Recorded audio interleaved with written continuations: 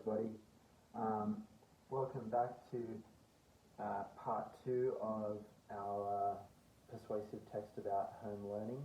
So this is my plan for my home learning persuasive text that I'm going to write.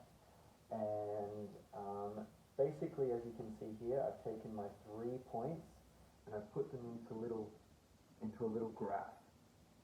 This way, for today, what I'm going to do is I'm going to plan what I'm going to say in each column. And I'm going to include that in my paragraphs. So I've got P1, P2, and P3. So P1 is my first paragraph, my first argument, my second paragraph, and my third paragraph. Now, my argument is about why learning from home is superior to going to school.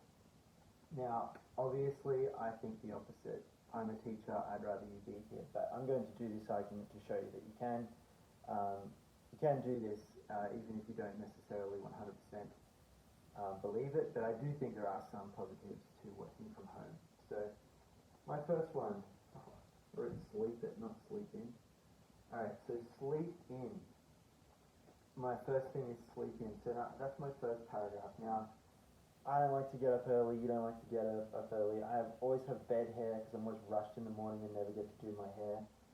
So my first point that I'm going to make in my first paragraph is that who likes getting up early anyway?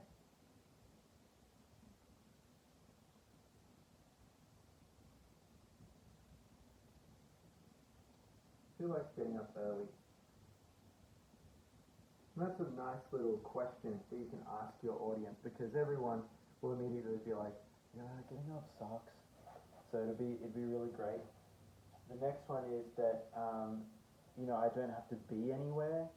So I just get out of bed, I have my breakfast, I have a little Milo or a milk or a cup of tea or a coffee if you need, maybe some water or orange juice, and then you just get some good clothes on, and then you just really relax. So you don't have to go anywhere, so you're not in a rush.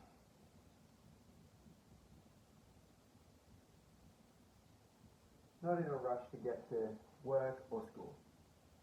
Another thing that's really good about it is that you get to, you don't have to, after school, you don't have to go home. You don't have to do anything after you get home. You just get to go straight back to what you were doing anyway. So you don't have to go anywhere. You do it all from home.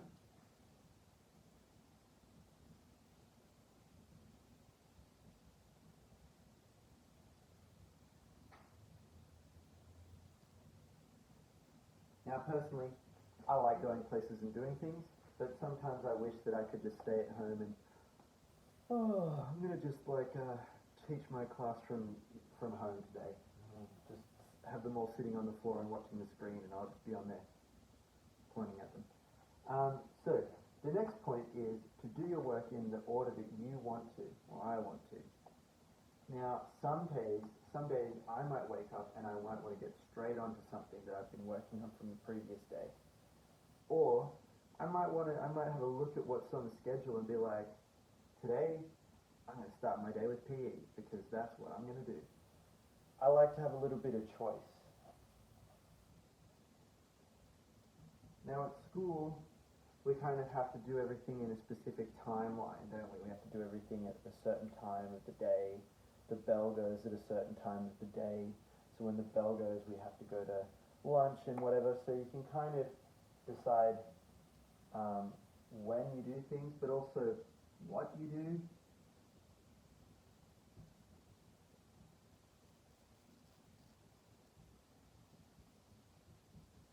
To have breaks or eat lunch.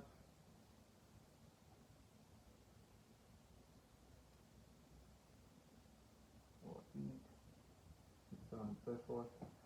And another thing that you can do with the work in whatever order you want to, if you don't like the order of things, you can change it, and you can also maybe leave something to the next day if you're not quite sure what to do, or if you want to go ahead and spend all day doing all the maths work from the previous day. You can kind of do that. I mean, it's a bit harder this time around, but you kind of can. If there's some things that you can go back to that you missed in the previous day. So you have more use of your time. You can use your time more effectively.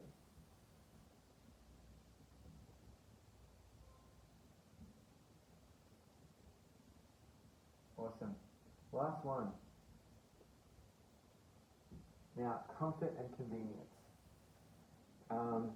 You know what's convenient about being at home when you're hungry is that you've got endless snacks. So, more access to food.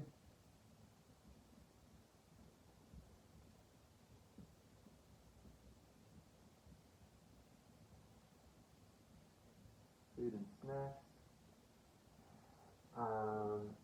You know, you don't have to wear outdoor wear as much. You can sort of just get away with wearing track pants because guess what? You're going to be filmed from the waist up most of the time. So you can put on a decent shirt but still have your shoes off and your track pants on so you can work more comfortably.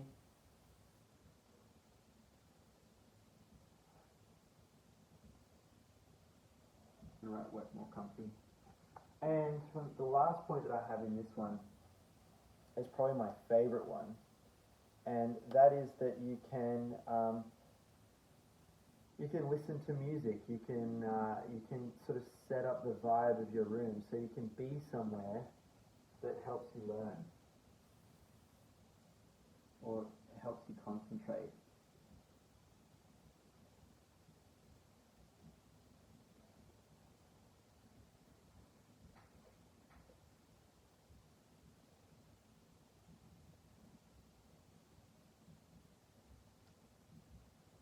So you can be somewhere that helps you concentrate. And that's important because at school there's lots of distractions and maybe you're just getting on the roll and on a roll with your work and then suddenly, oh no, the bell's gone, I have to go to break time and I'm going to lose that idea that I have. So this kind of can be more convenient to work this way. You know, it's a good, in my opinion, it's a good to kind of have maybe a bit of both. But I also think that these are really, really good points, and it's a good way to organize what you're going to write. And if you do this, then you can keep it.